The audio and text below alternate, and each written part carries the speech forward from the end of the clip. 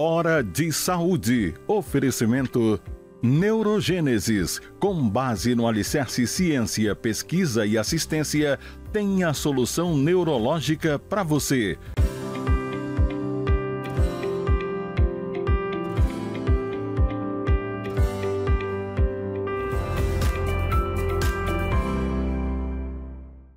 Caros amigos, mais uma vez no nosso programa dominical de saúde, Hora de Saúde, que é transmitido para todo o estado do Pará pela TV RBA, aqui em Belém, canal 13.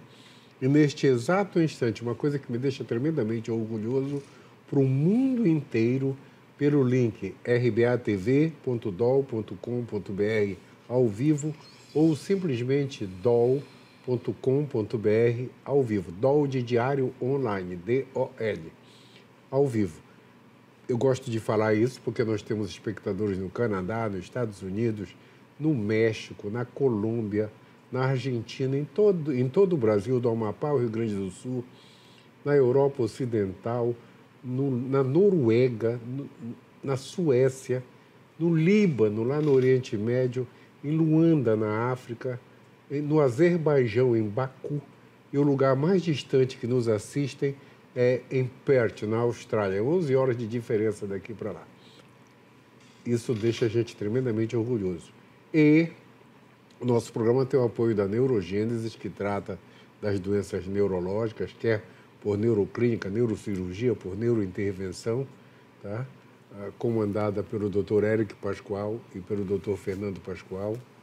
E a minha convidada de hoje, muito minha amiga, ela é mega importante na área de trabalho dela. É a doutora Ana Iecê Pinto. A Ana Iecê, eu fico tremendamente orgulhoso quando eu sei que tem um aluno meu aqui do meu lado. Foi minha aluna, formou em 89 na UFPA.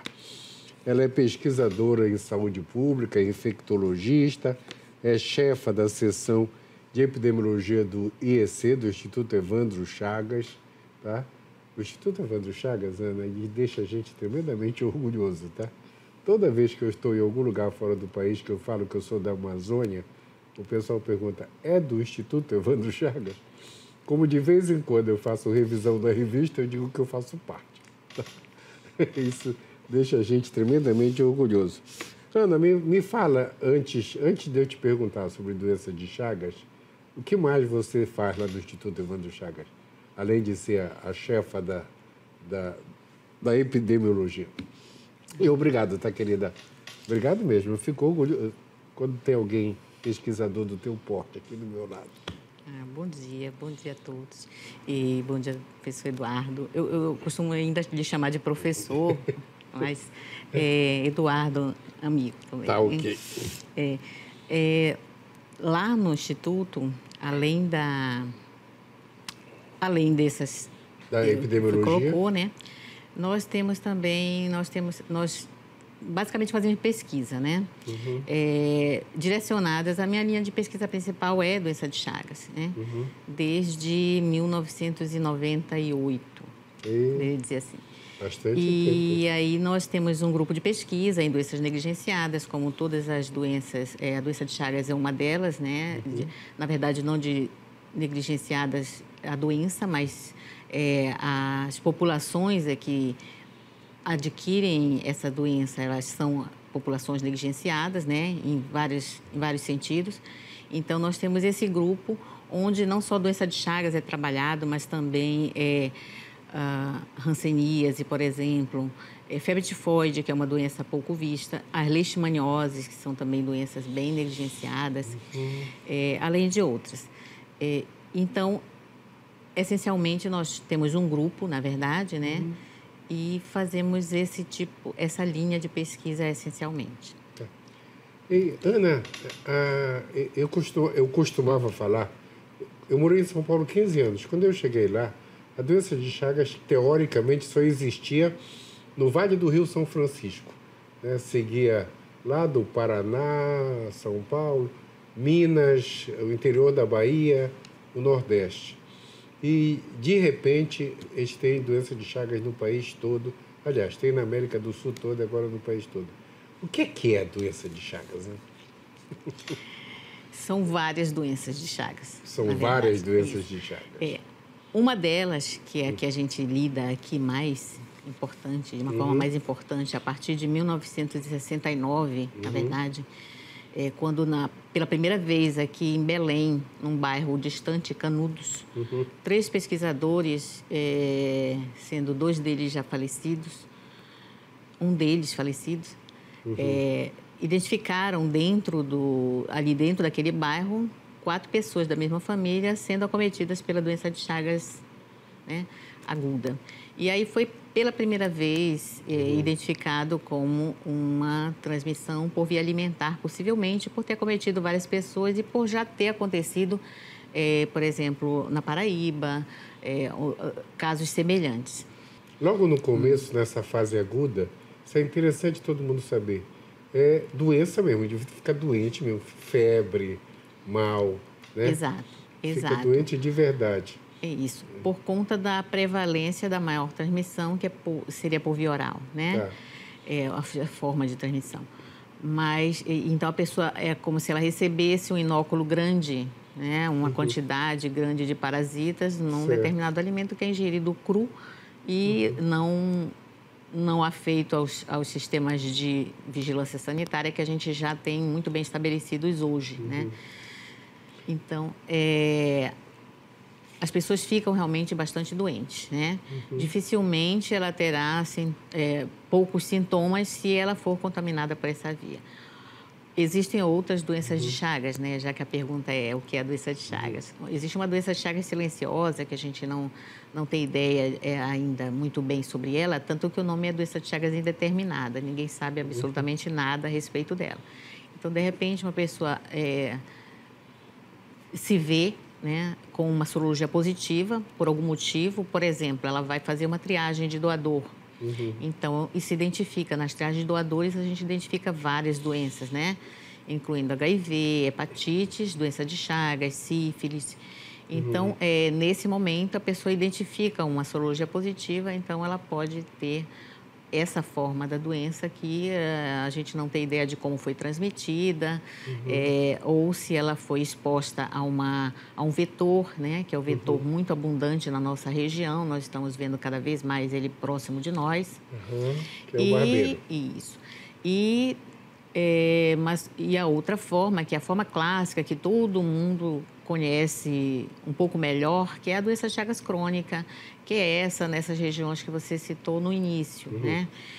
Nessas regiões, a transmissão clássica por via vetorial é uma transmissão silenciosa, que a gente chama, né? Ou seja, a pessoa não tem algum sintoma e, de repente, quando é daqui a 20, ela se infecta, em geral, quando criança, e daqui a 20, 30 anos, ela pode ter uma cardiopatia, né? Por conta da doença. Na verdade, além do coração, outros 2 órgãos também são bem acometidos nesses casos de transmissão da área clássica, que são os cólons, né? O sistema digestivo e o esôfago. Basicamente, é muito interessante isso aí. Quando eu era residente, aconteceu uma coisa... um ano antes de eu ser residente, era uma história que todo mundo contava no Dante Pazzanese, que ninguém sabia que tinha tanta gente com doença de Chagas, tipo em São Paulo. Ninguém sabia assim. E aí deu no Fantástico, naquela época, no programa Fantástico da TV Globo, que o Dante Pazzanese curava, naquela época não tinha cura, mas alguém falou na reportagem que o Dante Pazzanese curava. Na segunda-feira, o Parque do Ibirapuera, em São Paulo, que é onde fica o Dante Pazzanese, parecia o Sírio de tanta gente. O Dante Pazzanese tinha 40 mil pacientes, na minha época, com doença de Chagas. Ninguém sabia que tinha assim. De repente, foi um desespero. Só em São Paulo, imagina. O programa foi no domingo à noite e segunda de manhã estava lotado. Então, todo mundo contava essa história quando eu entrei. E era da forma indeterminada. Ninguém sabia como pegou, né? Ninguém sabia como que eles tinham. Que é diferente da nossa aqui, que o pessoal adoece mesmo, né? Adoece mesmo. Quer dizer, e aí tem que ir para o hospital, tem que tomar remédio. E você já falou das formas de transmissão. A picada, O barbeiro, pessoal, é um inseto grande. Ele não é, parece o da malária, que é um carapanãozinho, né? O barbeiro é uma baratinha, né? O tamanho de uma barata. O barbeiro adulto mesmo é do tamanho de uma barata grande, né? Colorido, chama a atenção. E isso, eu já achei um barbeiro no quintal da minha casa. Tá? Eu moro na cidade velha, lá próximo da Igreja da Sé, né? Imagina. Interessante isso. Me diz uma coisa. Tem febre hoje na nossa região? Eu lembro da época que todo mundo que tinha febre, a gente só pensava em malária, né? Eu cresci, antes de ser médico, eu achava que Aralém, que é cloroquina, era um remédio para febre, tá? Porque quando eu era pequeno, todo mundo, quando tinha febre, tomava Aralém. Era Cimalena, Melhoral e Aralém. Eu fui descobrir que Aralém era cloroquina na faculdade. Nossa. Meu Deus, o pessoal que eu lembro lá, quando eu era pequeno, tá com febre, suando, dava Aralém. Eu morava em Macapá, todo mundo dava Aralém. Então, a doença de Chagas hoje, ela adoece a pessoa igual malária, é isso? Exato, isso mesmo. Depois eu faço um comentário a respeito dos barbeiros que você falou, mas em relação à febre, realmente é o sintoma, né, que a gente chama cardinal, né, para a doença de Chagas aguda.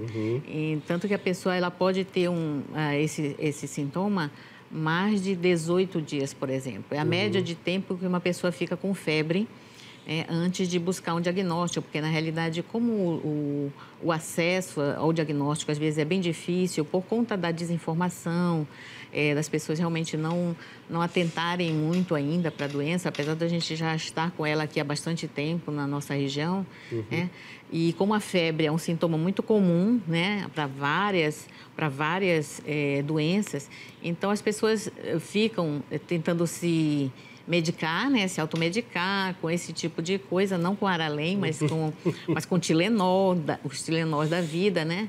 E aí não buscam um acesso realmente mais rápido para o seu problema.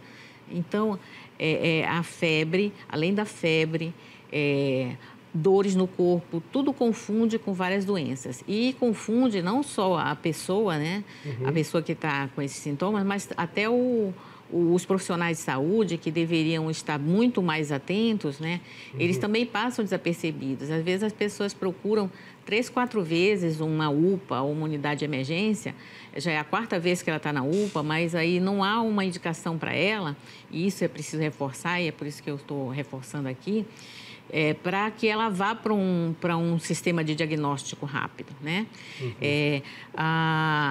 Você falou muito bem sobre a febre se confundir com sintoma de malária, né? A malária é super endêmica na nossa região também, né? Apesar de estar mais nas áreas mais silvestres, que a gente chama, né? Nas regiões periurbanas, ao invés das regiões urbanas, a malária em si, mas ela também é uma doença que cursa com febre. E justo por isso, nós casamos há muito tempo atrás, há mais ou menos 12 anos atrás, nós fizemos esse casamento entre o diagnóstico de malária e de doença de Chagas, né? É o mesmo exame, é um exame simples, que chama gota espessa, que é o que dá um diagnóstico que a gente chama padrão ouro para a doença de Chagas aguda, porque você vê o bicho lá na lâmina, né? Então, é um exame simples e fácil de fazer, e todas as secretarias municipais de saúde que têm notificação de doenças, né? Eles estão capacitados para fazer esse exame. Agora, a pessoa precisa chegar nesse exame, né? Então tá, é isso que eu queria falar. Como o nosso primeiro tempo acabou, a gente vai começar já falando onde faz o exame. Pessoal, só um instantinho que a gente já volta, tá?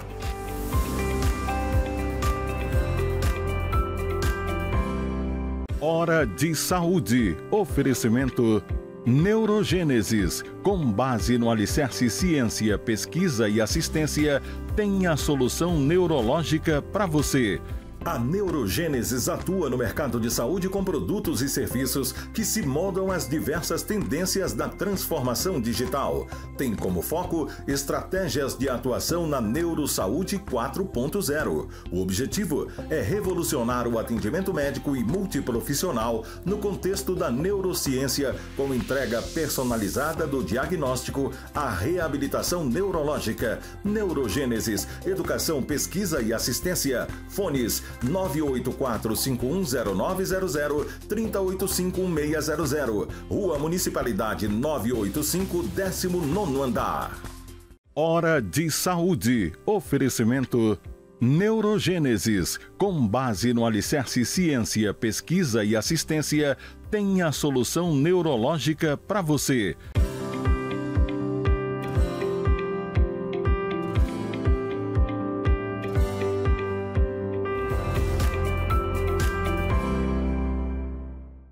Voltamos nessa conversa de muita informação com a minha amiga, professora doutora Ana Iecê, do Instituto Evandro Chagas, sobre Chagas. Do Instituto Evandro Chagas, sobre doença de Chagas. Ana, você estava falando que tem que chegar num lugar que faça diagnóstico. Onde aqui em Belém tem isso, hein? A Secretaria Municipal de Saúde de Belém, toda a região metropolitana de Belém, Secretaria Municipal de Ananindeua, Secretaria Municipais, todas elas são capacitadas para fazer esse diagnóstico que a gente chama um pouco mais rápido, né? Se trata de teste rápido, se trata de Gota Space. Certo, o pessoal da UPA sabe para onde mandar. Teoricamente, sim. Sim. Tem febre, isso, pelo amor de Deus, para fazer um diagnóstico preciso. Tem as instituições afins, né? O Instituto Evandro Chagas é uma instituição afim, ele recebe, nós temos lá o serviço, esse serviço de epidemiologia, ele serve o setor de atendimento médico, que é um setor de vigilância sindrômica febril, né? Toda pessoa febril, ela pode chegar até lá. É um horário somente pela parte da manhã. No Evandro Chagas de Ananindeua. Preferencialmente com encaminhamento de uma UPA. A pessoa procura a UPA e a UPA encaminha, né? Apenas para diagnóstico, mais uma vez. Dependendo do que for, a pessoa vai ser redirecionada para os níveis de assistência que forem. Então, se for uma dessas duas doenças, ele vai ser tratado lá mesmo, porque aí nós temos linhas de pesquisas voltadas para essas duas doenças, e aí a gente insere ou não, todas as inserções de pesquisa são voluntárias, né? Então, a gente vai receber a medicação, independente de estar fazendo parte de acompanhamento de pesquisa ou não. Perfeito, isso é super importante. Mas tu chamaste a atenção, barbeiro. Fala do barbeiro. A transmissão oral, eu sempre digo que ela, indiretamente, né? Indiretamente é um vetor. Porque o açaí não contamina do nada, ele contamina de um inseto que está infectado com o Trypanosoma cruzi, que é o agente etiológico da doença, e que está lá nas fezes do barbeiro, né? O barbeiro se alimenta de sangue, ele é um animal hematófago, então ele se alimenta de sangue e ele se alimenta em animais que portam naturalmente esse parasita, que é o Trypanosoma. E ao se alimentar nesses animais, ele adquire, então, o parasita e ele pode infectar pessoas, animais, outros animais e, inclusive, as pessoas que têm contato com ele. Há um investimento grande no entendimento do comportamento desse inseto entre nós, porque na Amazônia, apesar da gente...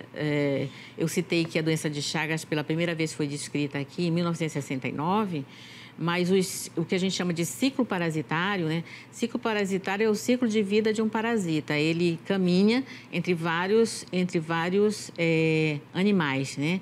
Incluindo o homem. Então, o ciclo de vida dele sempre existiu entre nós, desde muito tempo.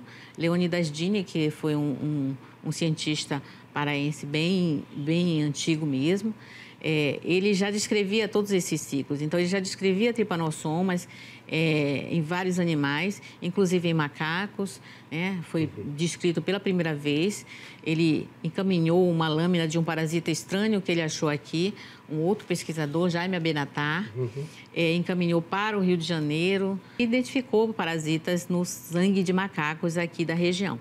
Então, esse parasita sempre existiu entre nós. E aí, nós, com as nossas ações antrópicas, né, que nós dizemos de tentativa de estabelecimento de cidades e urbanização e desmatamento. Então, nós começamos a nos aproximar bastante desses insetos e esses insetos agora, eles estão plenamente, eles estão em franca associação ou aproximação com humanos.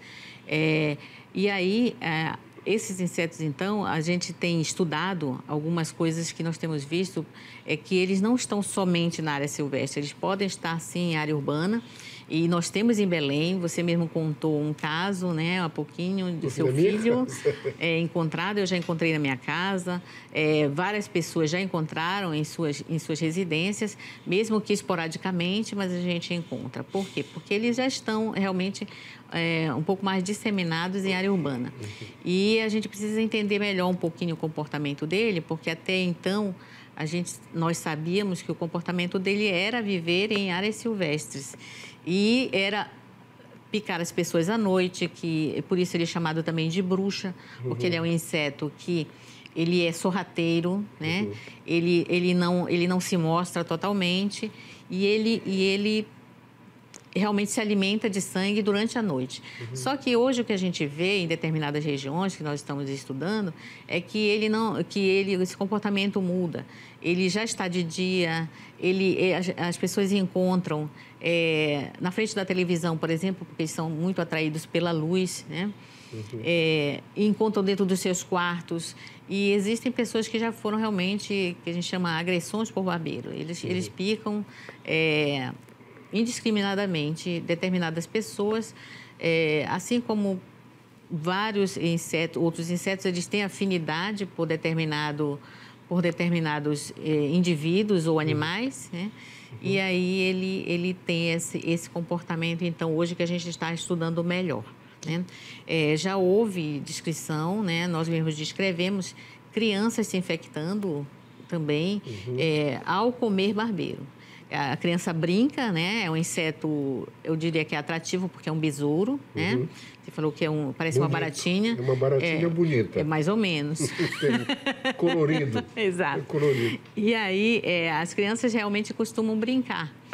E nós já tivemos 3 casos descritos de crianças que se infectaram dessa forma, brincando com barbeiro e ingerindo na boca, né? E a mãe é que encontra, né? A mãe encontra, em geral, a criança já com o inseto praticamente desfeito. E aí a criança, como a mãe, felizmente, ela conhecia o inseto, ficou preocupada, imediatamente ela levou até nós e nós pedimos para ela ficar, então, em observação. E 5 dias depois, a mãe apareceu dizendo que a criança estava com febre, mas que só estava gripada e que talvez não fosse nada. Só que imediatamente nós fizemos o exame nela e estava contaminada. Felizmente, essa criança, como ela só teve praticamente 2 dias de doença, né? Ela está hoje totalmente curada da doença. Ótimo. Ana, o açaí, me conta. Como é que contamina com o açaí? Hein? Hoje todo mundo está tomando cuidado, tendo cuidado com isso. Mas como é que contamina? Contamina, essencialmente, como eu falei, o barbeiro, ele é atraído pela luz. Ele é um inseto que é atraído pela luz. Então, muitas vezes, na hora de bater o açaí, você tem, então, a possibilidade de cair insetos, né? Essa foi uma descrição já muito bem feita em 2007 pelo professor do Valente, que ele descreveu isso lá no Mazagão, né? Houve uma possibilidade de identificar essa relação mais próxima, né? E esse fenômeno, né, epidemiológico que acontece um pouco frequentemente, né? Então, hoje, nós temos já, a partir disso, a vigilância sanitária agindo bastante forte, né, no branqueamento, que é um processo que elimina essa possibilidade, elimina essa possibilidade de uma transmissão por essa via. Ocorre que nas áreas ribeirinhas as pessoas elas não têm esse cuidado, né?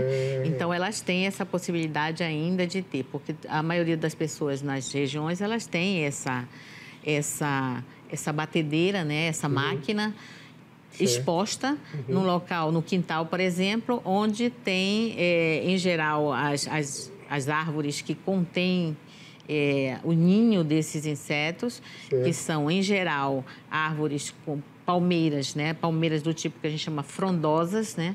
Para conter vários elementos do tipo buriti, inajá, jupati. São árvores que frequentemente estão infestadas de barbeiros. Então, é fácil ele cair na máquina, atraído pela luz e ser... Isso. E numa determinada batida, contaminar algumas pessoas. Ana, eu vou te convidar para voltar aqui para a gente falar de tratamento, tá? Porque o nosso tempo está acabando de verdade. Só para o pessoal saber, trata, né? Trata e fica curado. Doença de Chagas aguda. Aguda. Uma vez você sendo diagnosticado com doença de Chagas passou de uma semana, por favor, procurar as assistências. O serviço, a UPA, o Evandro Chagas, porque cura, né? Isso é mega importante. Depois tu vai voltar aqui para falar só da cura, tá? Porque o nosso tempo acabou e eu queria que tu dedicasse o programa. Dedicasse. Eu dedico às populações que nós temos enfrentado muitas situações diversas. Eu digo que eu sou professora também da pós-graduação e os alunos, em geral, os alunos querem muito trabalhar com doença de Chagas, porque é uma doença nova entre nós e muitas situações acontecem em relação a essas populações que têm adquirido a doença. E uma delas é realmente a negligência do acesso ao diagnóstico, ao tratamento e até a prevenção, porque é com a prevenção que a gente vai conseguir vencer, né? Então, eu dedico sempre às populações que a gente tem atendido, mas essencialmente eu quero dedicar às populações que a gente quer trazer para a gente para melhorar ainda mais esse controle da doença que é necessário, quem sabe, erradicar essa doença. Perfeito. Então, as populações todas, como a Ana falou, o programa é para vocês, que precisam tomar conhecimento de tudo que ela falou. Esse programa é para ser gravado e mostrado para todo mundo. A Ana volta em breve para falar da gente, para continuar falando sobre isso. Infelizmente, nosso tempo acabou. Pessoal, uma semana iluminada para todas. Até domingo que vem. Tchau.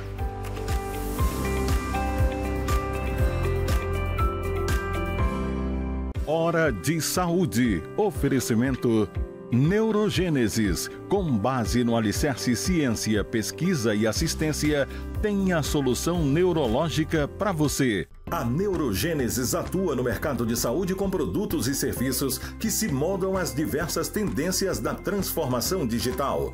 Tem como foco estratégias de atuação na Neurosaúde 4.0. O objetivo é revolucionar o atendimento médico e multiprofissional no contexto da neurociência, com entrega personalizada do diagnóstico à reabilitação neurológica. Neurogênesis, educação, pesquisa e assistência. Fones 984-510900, 3085-1600. Rua Municipalidade 985, 19º andar.